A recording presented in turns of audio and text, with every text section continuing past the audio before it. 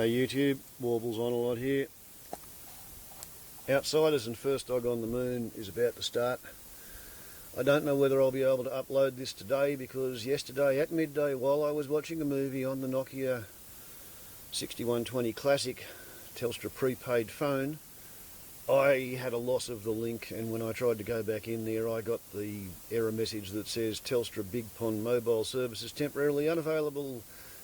They apologise for any inconvenience, please try again later. This is the same shit that started happening 2 weeks ago. I don't know whether this phone will ever connect again. I may have to move the micro SD card with this movie on it across to a new phone and activate the new phone in order to get this up.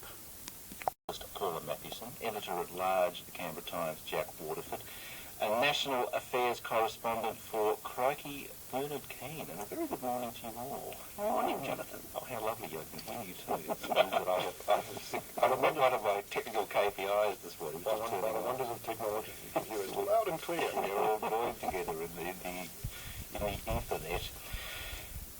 The budget.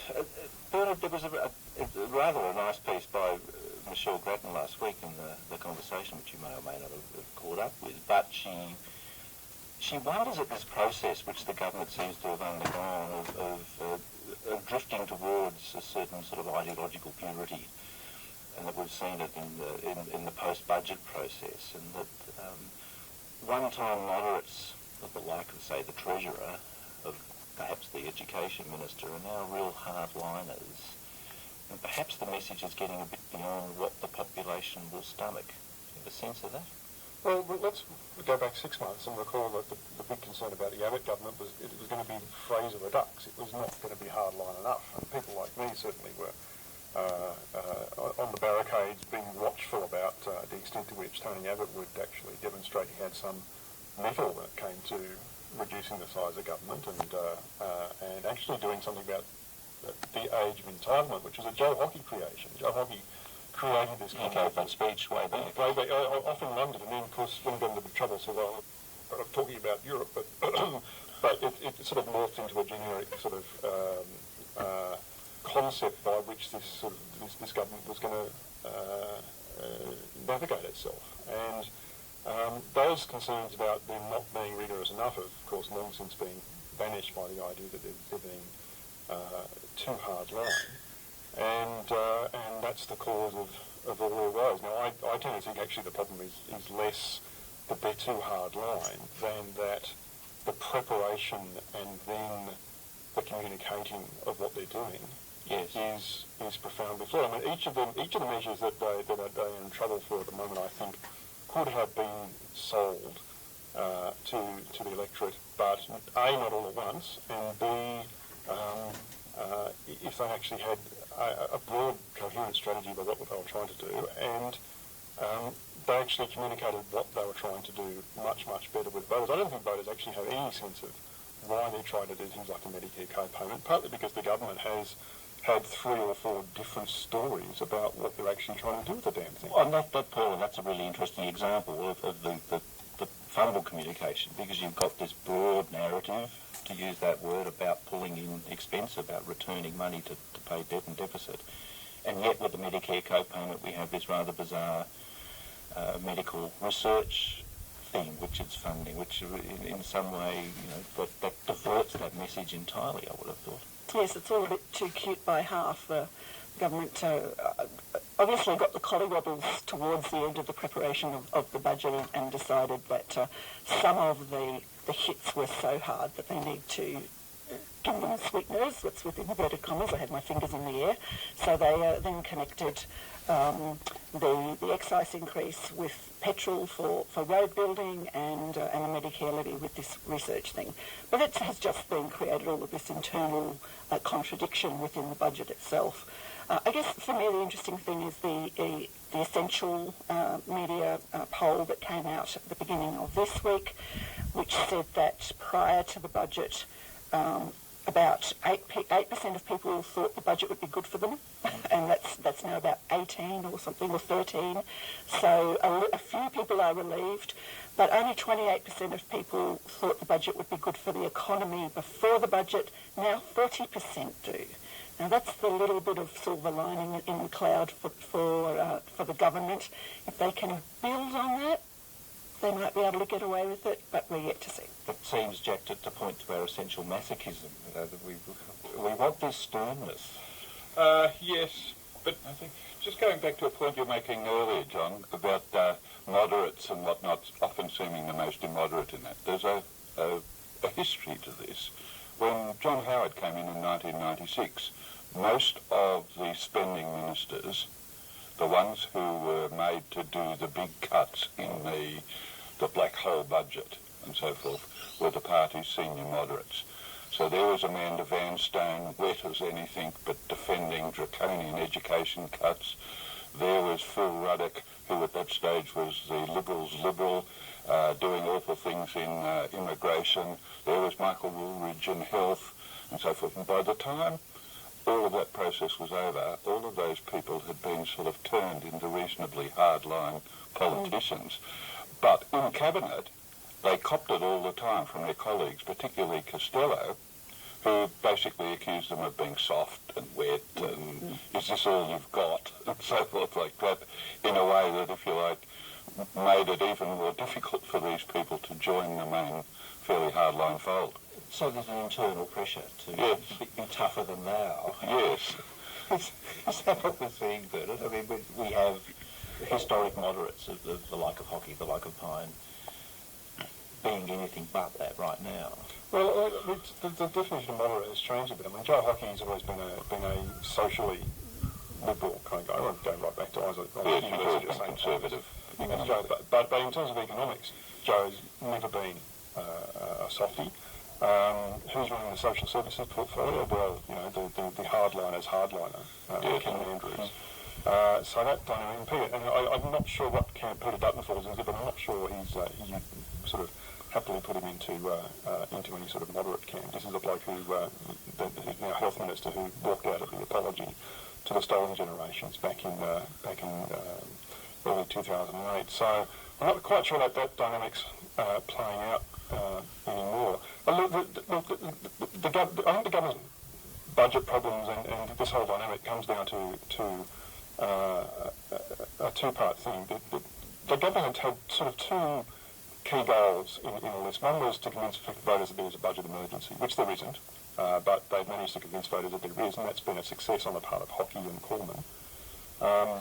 But what they haven't done is convince voters that the measures they are taking to address that budget emergency are fair and are going to be effective. And that's where the whole process has fallen down, and why I think this last 2 weeks has just been so bad for the government. And an incredible sense of, we mentioned a sense of confusion, but at this point, really, we ought to have moved on from discussion around a budget. We should be back to business as usual, Paula, and we're kind of still mired.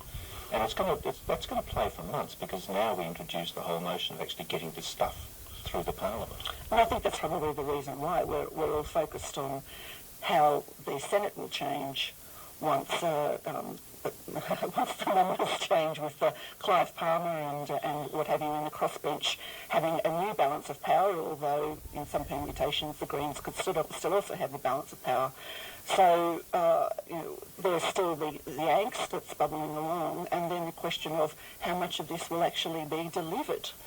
Because everybody who has a say has decided that they're going to play the obstructionist game, except for the Labor Party, as far as I can tell. They're the only ones that are not saying we will not cooperate or we will not play this game, which I find quite fascinating. There's a fair bit of stuff they're going to block. I mean, there was a bit of talk at the weekend on their position on family tax benefits. But they won't say they won't negotiate, and they won't say that they won't talk at all. But that negotiation thing, there's an interesting sort of media angle in that too, as to when exactly we're going to start taking the likes of Clive Palmer with a degree of seriousness and actually sort of prod into his approach on these areas. I think it's going to be very difficult to pick as well. He's a wily and experienced politician. He goes all the way back to Joker Peterson, and while he deserves very hard scrutiny indeed, he's quite adept at deflecting it, at finding distractions, whether it's arriving at Parliament in Rolls Royces or whatever.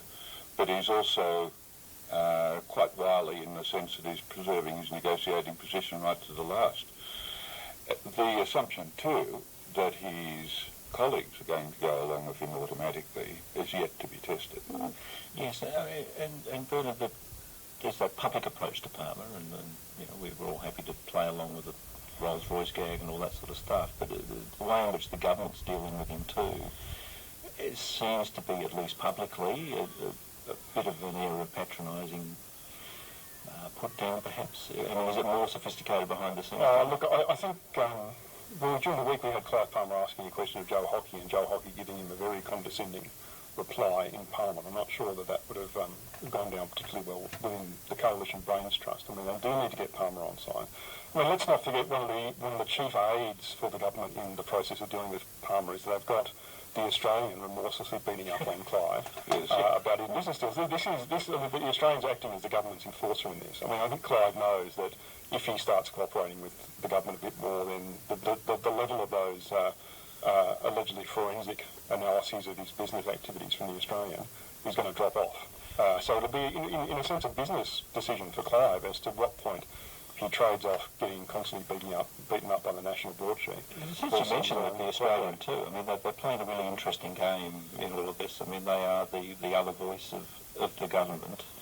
I think there was a story that you wrote about the end of last week too, that the extraordinary front page lead they had on how Labor had considered Medicare co-payments back in the past, which, if you read into paragraph 38 of the story, turned out to be a flawed public for Peter Beattie. Peter Beattie talking about health co-payments. Yes, but they're doing their best to it's like someone trying to apply CPR to a corpse. I mean, it hasn't been successful, but they're sticking on it. I mean, about Labor, let's just bear in mind, one of the things that Labor will want to sort of keep in the back of their mind in negotiating with the government is they will want to get something like work choices out of this. I.e., work choices came about because the government had control of the Senate, and Labor could not stop work choices, and therefore Labor was handed this enormously powerful political tool in the form of an immensely unpopular reform.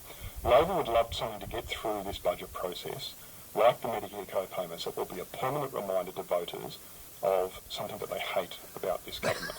And the only restriction on Labor in that is they can't be seen to kind of cooperate too much with those particularly egregious measures. So if something like Clive manages to say, OK, look, I'm prepared to let the co-payments go through, I think Labor will be absolutely delighted, because then they can promise to repeal it and have it permanently reminding voters without actually having any sort of blood on their hands. And not Jack having to do it themselves. Yes.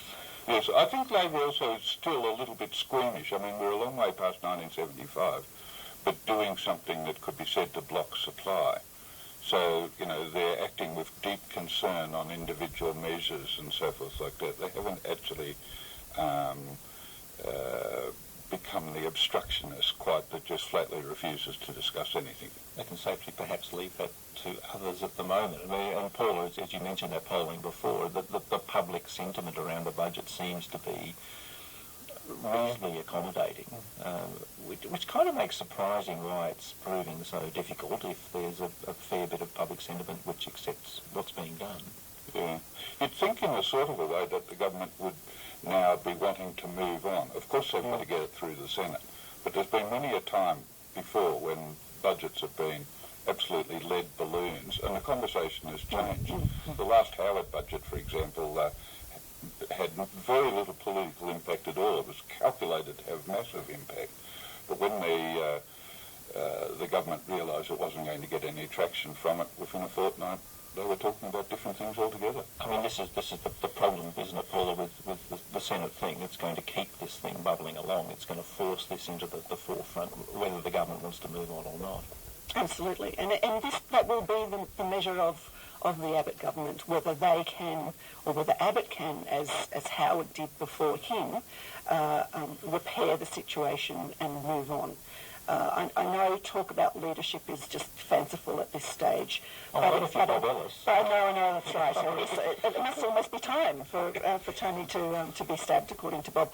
But I mean, in reality, I reckon Abbott's got about 12 months to turn it around, and if he hasn't done so by then maybe it will be a chance for the moderates to step forward again. This is perhaps just the end of the beginning rather than the beginning of the end. Thanks to all gathered here for this Canberra special edition of Outsiders. It's been a treat to see you all in the flesh, I must say. What flesh it is, John. That's the golden voice of National Affairs Correspondent for Crikey, Bernard Keane. With him have been Corporate Communications Specialist Paula Mathewson and Editor-at-Large of the Canberra Times, Jack Waterford. This is Sunday Extra on RN.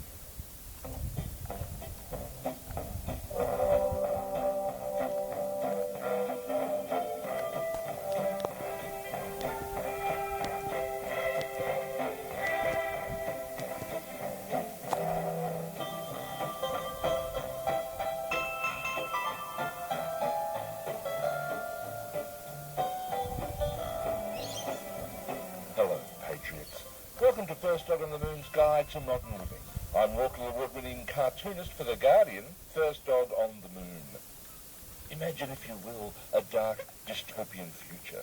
A future in which royal commissions are not used just to shed light into the evil and murky world of power, corruption and abuse, not just as forces for good to hold wrongdoers to account, but imagine that royal commissions could be used as an ideological tool to attack the government of the day's political enemies.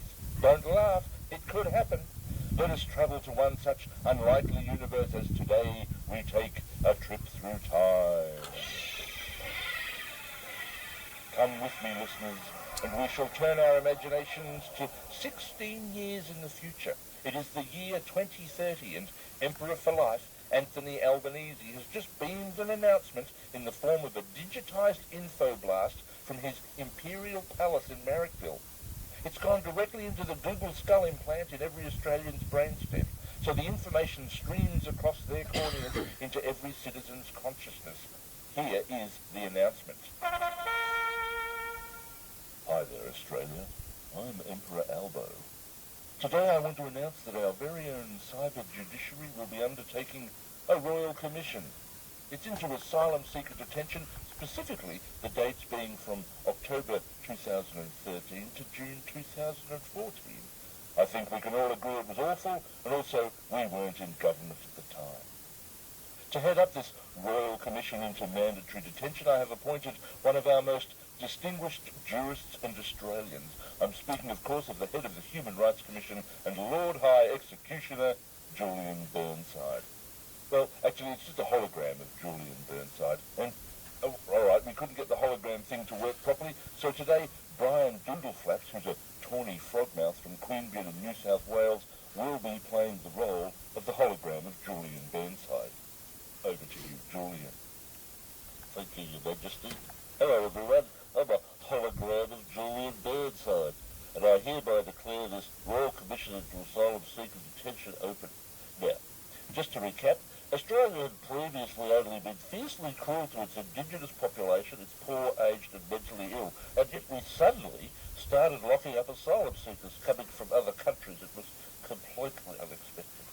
It started under the Keating government, was continued and worsened by governments of various persuasions until July 2014, when the Prime Minister of the day, a Mr. Tony Abbott, remember him?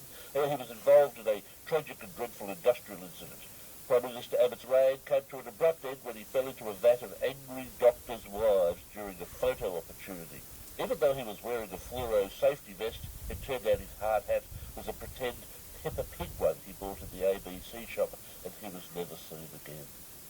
2 days later, the entire nation woke up and inexplicably decided they wanted to be nicer. It could have been evolution or perhaps something in the water. Whatever it was, it resulted in a fundamental shift in asylum seeker policy. It's quite nice. It's my belief that this Royal Commission will find out loads of really terrible stuff and will be able to throw Scott Morrison, or at least his cryogenically frozen head, into outer space prison on Pluto. But we don't do this ourselves, of course. In the year 2030, like we are now, we just plug all the evidence into the robo-judgeatronic. And here it is. Good morning. How are you today, Your Honour?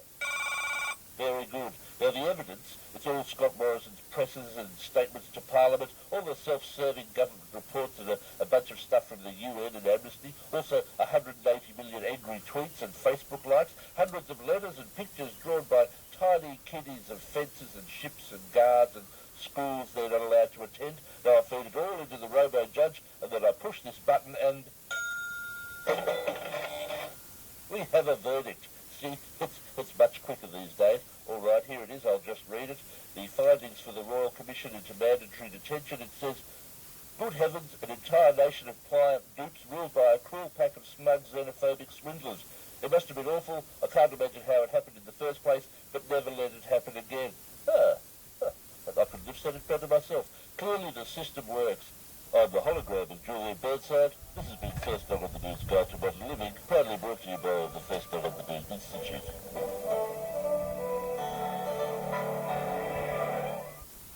Well, there you go. Personally, from what I've seen in the previous couple of weeks, I think we're moving into an alliterative Australia, aka Abbott's Anecdotal Australia. In Abbott's Anecdotal Australia, there's a complete ideological, cultural freezing of any evidence-based policy. We have no Minister for Science, we have a Minister for Sport. In a budget that cut $150 million from the CSIRO and will cause another 450 or 500 jobs to be wiped out, from an organisation that's already lost 18% of its staff in the last 5 years. The budget somehow found funding to put Christian chaplains, only Christian chaplains, into Australia's high schools. No secular counselling, no money for Muslim chaplains, Hindu chaplains, Hare Krishna chaplains, Baha'i chaplains, rabbis. No, we've only got money for Christian chaplains. In a budget that also cuts funding to the Australian Securities and Exchange Commission. Investments Commission? Yeah, Securities and Investments Commission. So instead of having a government body to actually scrutinise the doings of the stockbrokers on the share market,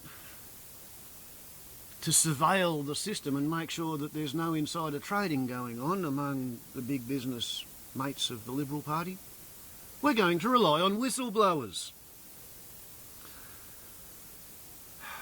Funding for land care has been abolished. Clean Energy Finance Corporation is to be cut.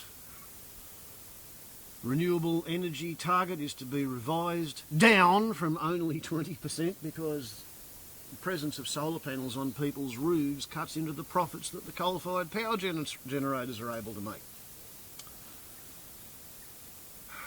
We're going to get rid of legal aid. We're going to get rid of government funding for local roads in regional Australia.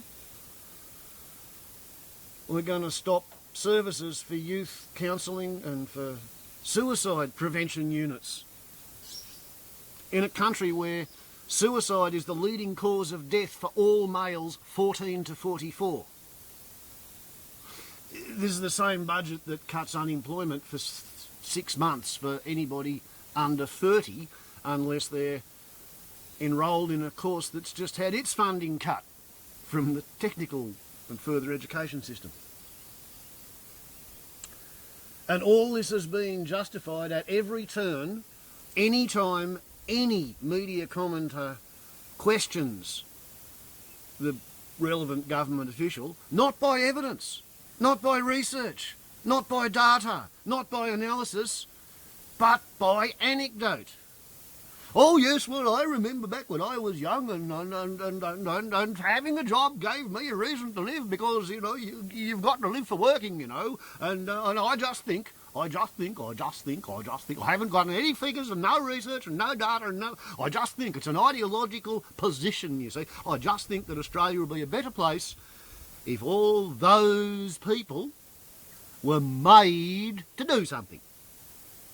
All the evidence might show that work for the dole schemes have absolutely zero benefit to the people involved, but it gets a lot of Liberal parties' gardens and their friends' gardens trimmed for nothing by these useless young jokers. You see, it's all anecdotal, but, you know, why would you want to have an evidence-based policy when prejudiced ideology is just so much fun to pat yourself on the head for? And that's where we're headed in Abbott's Anecdotal Australia.